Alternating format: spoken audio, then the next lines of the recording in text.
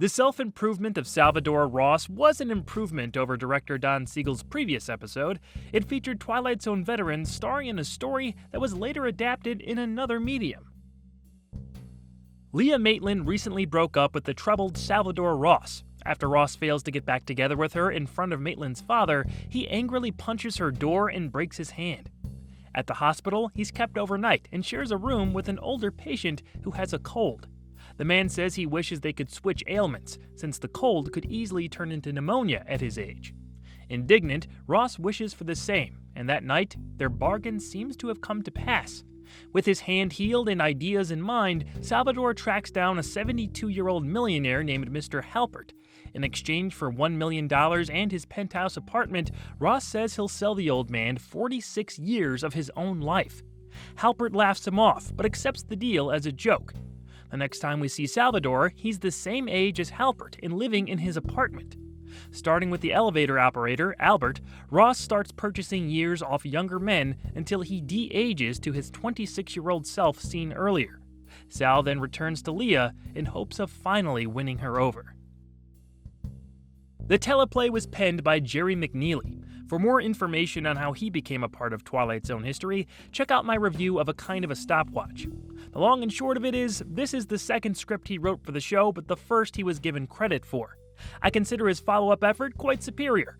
However, that may be due to Henry Slezar's original short story.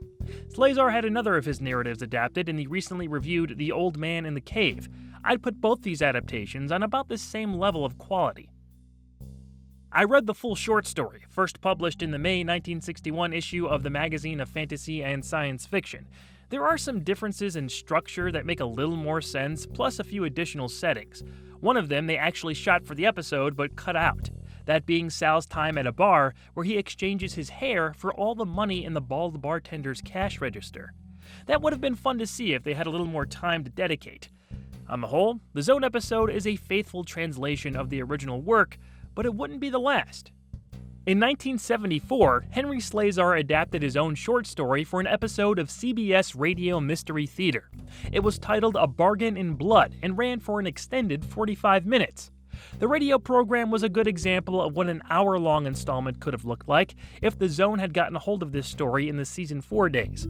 The radio version isn't bad, and I think might have worked on screen. Overall, I just like the storytelling in the Self-Improvement of Salvadore Ross because it goes further with this idea than the natural ending point.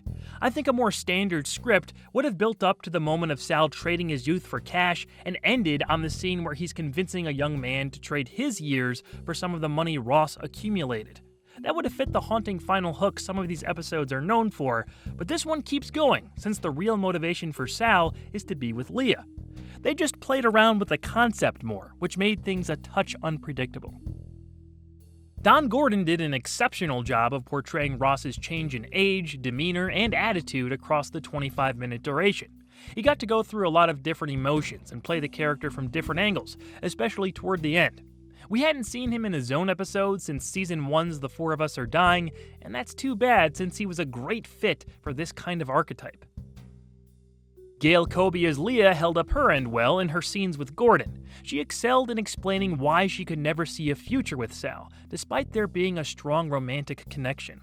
The man I marry is going to have compassion because otherwise I won't be able to love him. You mean like you stupid old man? This was Colby's final episode after appearing in Season 1's A World of Difference and Season 4's In His Image.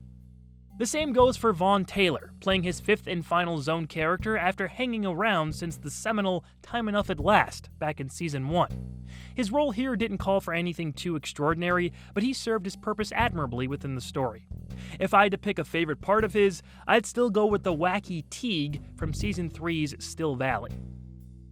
J. Pat O'Malley, who played Old Ben in Season 3's The Fugitive and popped up in a couple more installments, was the old man who Sal first uses his powers on.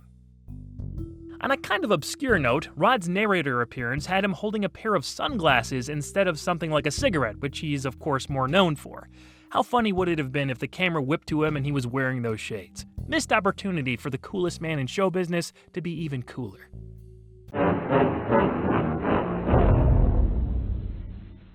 Even though Ross has acquired wealth, class, and refined speech, Leah admits she can't be with him because he lacks compassion for other people.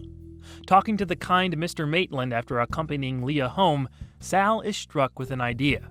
You've got something I want to buy, and I'm prepared to offer you $100,000 for it. Now, that's enough to take care of you and to provide for Leah. The next day, a massive change has taken place. Sal truly loves Leah, as opposed to merely wanting her as a possession, and that love is returned. He again speaks with the old man alone and apologizes for his past actions. Salvadore is seeking forgiveness and compassion. Compassion? Don't you remember? I sold it to you yesterday.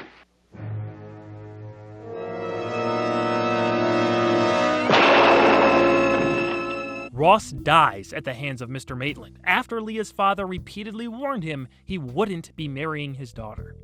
Without the compassion Sal purchased away, Maitland had no problem stopping Leah's courter by any means necessary. Sal's obsession with Leah led to a few direct exchanges about his real feelings for her. They were solidifying moments concerning Ross's true character and got to the heart of the story. Do you love her? I want her, Mr. Maitland. That's not enough. You tell me what kind of guy is right for you, and I'll be that guy. It doesn't work that way. At the core of Salvadore is the need to be loved by Leah, even if he doesn't necessarily reciprocate or understand that love. At the end of the day, all this surface-level self-improvement he's been doing is for her. That's the tragedy here. When he finally acquires a taste of decency by buying it from Mr. Maitland, Sal's gunned down by the very same lack of compassion he knew too well. I really love the ending.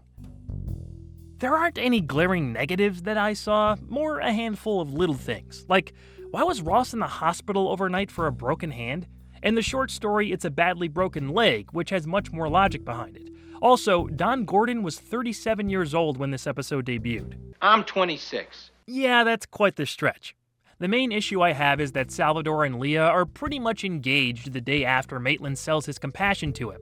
Considering everything we saw leading up to this, a single day wasn't nearly enough time for Leah to trust Ross, let alone fall for him properly. That could have easily been fixed by mentioning an appropriate amount of time had passed. In Slazar's story, Ross doesn't even see the object of his affection before the encounter with her father. He's still killed the next day, but without Leah falling for him within a few hours, it's a more sound finish. That aside, I enjoyed the Self-Improvement of Salvadore Ross. It's not an all-time great, but it's one I'd still recommend checking out. So go ahead and make a deal with Sal. Just be aware of what you're giving up, because apparently, integrity can be bought and sold. In the Twilight Zone.